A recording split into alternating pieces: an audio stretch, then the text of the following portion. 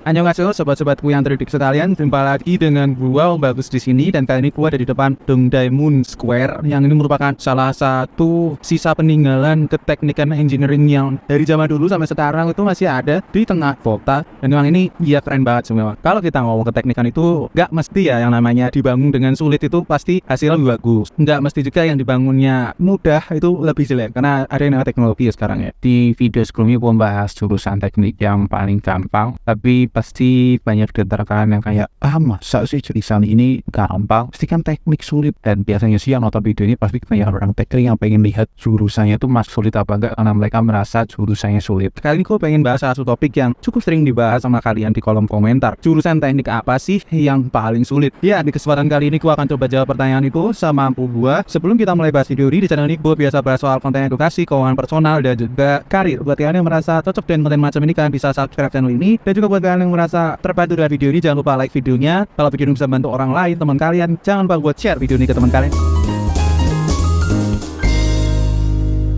Oke, jadi kali ini gue bakal menggunakan data dari thetime.com, di mana memang itu gue coba interpretasikan sulit tidaknya, dan kita melihat ya mana sih sebenarnya jurusan yang paling sulit dari yang biasa sampai yang sulit banget. Jadi yang pertama kita ngomong jurusan teknik elektro sebagai jurusan pertama yang masuk di list tersulit. Gue di sini ngomong sebagai jurusan teknik elektro, memang jurusan teknik elektro itu bukan jurusan yang mudah, dan untuk orang yang tidak punya dedikasi untuk masuk sini itu pasti berat. Mestinya aja kita kalau ada junior yang drop out dari praktikum karena gak bisa, gak kuat, harus bagi waktu, akhirnya menyerah, gak kuat dari praktikum elektro, khususnya yang ke tenaga listrikan. Tenaga listrikan itu sifatnya lebih ke arah energi yang dibutuhkan untuk menyelesaikan. Elektronika dan telekomunikasi itu memang kesulitan belajar yang emang tinggi ya. Jadi memang konsep yang dipahami di elektro ini memang konsep yang kompleks, abstraksinya itu tinggi karena barangnya gak kelihatan, dan untuk fisikanya itu memang sangat dalam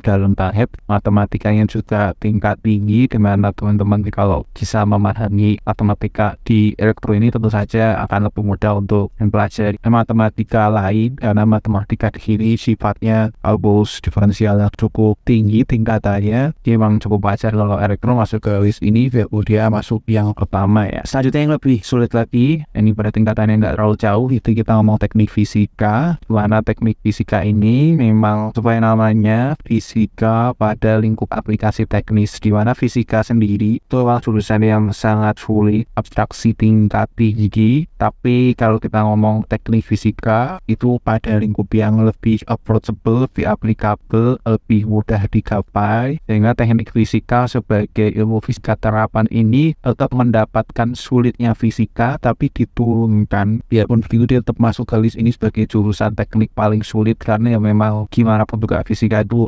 mengerikan juga untuk semua orang, apalagi fisika murni, fisika terapan aja sudah sangat sulit luar biasa, sehingga teman-teman di sini harus kuat fisikanya di atas rata-rata kebutuhan fisikanya. Matematika biasanya komplement dengan fisika biarpun linknya masih pada terapan. Selanjutnya kita masuk ke jurusan yang teknis banget, yaitu teknik mesin. Teknik mesin itu memang dikenal sangat keras untuk pendidikannya, lingkungannya, di dunia kerja juga keras, di perkuliahannya juga keras, sehingga orang-orang teknik mesin itu dikenal sebagai orang-orang yang emang keras. Ilmu teknik mesin itu ilmu yang cukup tradisional dibandingkan jurusan teknik yang gue sebutkan sebelumnya, sehingga buku-bukunya sendiri buku-buku yang cukup old school, tahun lama itu masih digunakan, yang mirip teknik listrik, cuman teknik mesinnya lebih ada dulu ya dibandingkan listrik, sehingga termasuk menantang untuk mempelajarinya. Fisikanya juga ada fisika yang berat ya, misalnya termodinamika, mekanika fluida, itu jurusan teknik yang benar-benar sulit. Hanya di jurusan teknik yang benar-benar tingkat tinggi lah yang mempelajari mekanika yang seberat ini. Konsep pemahaman abstraksi terus kebutuhan fisika dan matematika itu memang sangat tinggi. Tentu saja tingkatannya tidak cuma TG kali tambah kurang, log dan kawan-kawan itu sangat mudah. Tingkatannya di kalkulus diferensial integral yang tumpuk-tumpuk gak karuan. Jadi memang tingkat kesulitannya emang tinggi. Selanjutnya itu kita ngomong teknik perminyakan, di mana teknik perminyakan itu itu mempelajari ilmu keteknikan secara interdisipliner, termasuk ilmu tentang bebatuan atau geologi, fisikanya juga digunakan, fisika terapannya, kimia terapannya yang emang sulit pun itu juga diterapkan di perminyakan yang lebih memperluas lagi, itu karena teknik perminyakan itu diikat dengan industri perminyakan, sehingga perminyakan itu sebagai industri yang sangat kompleks, itu membutuhkan ekonomi teknik yang juga sangat kompleks, lebih kompleks dari ekonomi atau manajemen bisnis biasa. Mereka harus mempelajari ekonomi produksi, eksplorasi, eksploitasi. Dari nama-namanya yang ruwet itu pun ya menunjukkan emang prosesnya itu cukup ribet ya. Kalau teman-teman yang nggak mau ribet, pengen belajar teknis doang, nggak mau yang ekonomi, ya sulit kalau mau di perminyakan. Dan pun kalau orang-orang pengen belajar ekonominya doang, ekonominya di sini pun berat. Kalau teman-teman untuk hitung-hitungan sudah alergi, ya pasti akan KO sama ekonomi perminyakan, apalagi bidang teknisnya juga harus dipelajari. Jadi memang interdisipliner, dan setiap disiplin yang dimasukkan ke sini itu bukan disiplin EC atau istilahnya itu sangat berat untuk dipelajari. Selanjutnya adalah jurusan teknik biomedik, di mana jurusan teknik biomedik ini memang sebagai jurusan yang cukup baru ya, tapi ilmu yang dipelajari itu cukup luas, bahkan bidang biologi kesehatan, kimia, terapan, fisika, terapan, kesisteman teknis itu juga harus dipelajari, karena mereka itu membuat teknologi yang membantu secara medical. Dan memang kalau kita ngomong banyak sekali yang disebutkan itu membuat beban kerja atau beban pembelajaran dari mahasiswa teknik biomedik itu menjadi tinggi. Dan mereka juga bukan dokter, tapi mereka mau pelajari kesehatan medis, karena memang mereka membuat alat-alat yang sifatnya membantu para dokter.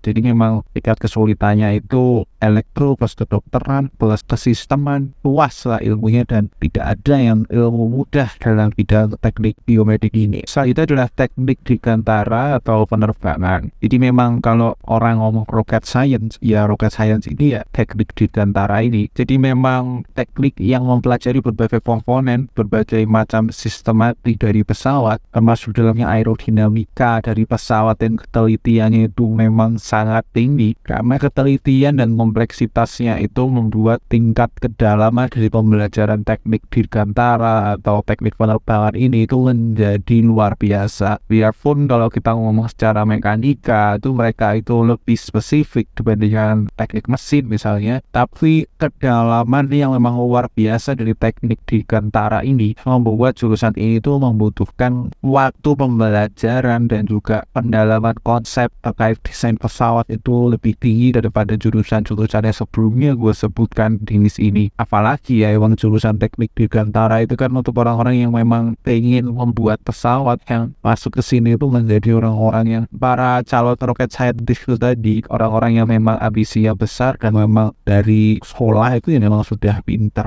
Selanjutnya adalah jurusan teknik kimia, dan teknik kimia itu memang kalau kita ngomong jurusan kimia yang fisika banget, sehingga teman-teman kalau ngomong teknik kimia itu banyak kimianya, enggak juga, karena memang teknik kimia itu sifatnya kan mendesain pabrik kimia, dan pabrik itu suatu sistem di mana sistem itu yang membuat kondisi operasi supaya reaksi kimia bisa terjadi secara skala besar. Dan untuk membuat itu dibutuhkan pemahaman fisika yang benar-benar ngelotok dan pemahaman kimia yang juga nggak setengah-setengah. Pembelajaran di sini itu skalanya sangat besar, sehingga teman-teman harus mempelajari detail-detail yang mungkin nggak untuk orang-orang yang tidak punya dedikasi yang besar. Lulusan teknik kimia sendiri itu dikenal sebagai orang-orang yang ambisius, orang-orang yang sangat terpilih, mudah mempelajari hal tertentu. Karena gue sendiri juga masuk ke lingkungan teknik kimia dan memahami orang teknik kimia itu istilahnya ambis banget ya. Cukup berat sih kalau teman-teman tidak mau usaha tapi masuk ke teknik kimia. Teman-teman alergi AK, alergi kimia, alergi fisika, itu sangat sulit untuk bisa menyelesaikan teknik kimia. Karena gue ngomong sebenarnya jurusan teknik yang paling sulit di lingkup keinsinyuran, karena setelah ini itu jurusannya ya masuk jurusan teknik tapi tidak insinyur gitu ya. Hal yang dipelajari di mekanik biasanya dipelajari juga di teknik kimia, tapi yang di teknik kimia ada dipelajari di mekanik. Jadi memang kelihatan lah seberapa sulitnya jurusan teknik kimia ini. Selanjutnya ada jurusan arsitektur. Jadi kalau kita mau arsitektur itu nggak seperti jurusan teknik pada umumnya, karena memang arsitektur itu kan sekarang sudah dikenal bukan sebagai jurusan teknik, biarpun masih banyak fakultas yang menempatkan arsitektur pada fakultas teknik, tapi sebenarnya yang dipelajari itu nggak sekedar teknik, ada juga seni, lingkungan, sosial, psikologi. Dan program ini memang memang tugasnya itu yang luar biasa berat. Jadi mungkin perhitungan nggak seperti jurusan teknik lain, cuman kalau gue memberikan penilaian jurusan dari jumlah waktu yang harus diberikan ke jurusan ini di luar perkuliahannya, arsitektur itu memang menjadi jurusan yang luar biasa besar waktu untuk menyelesaikannya. Banyak yang bercerita arsitek itu bonusnya tipes, bonusnya lampu bolong, itu ya memang seperti itulah. Bahkan untuk yang mungkin nggak kuat ya nggak usah masuk ke arsitektur, karena memang arsitektur itu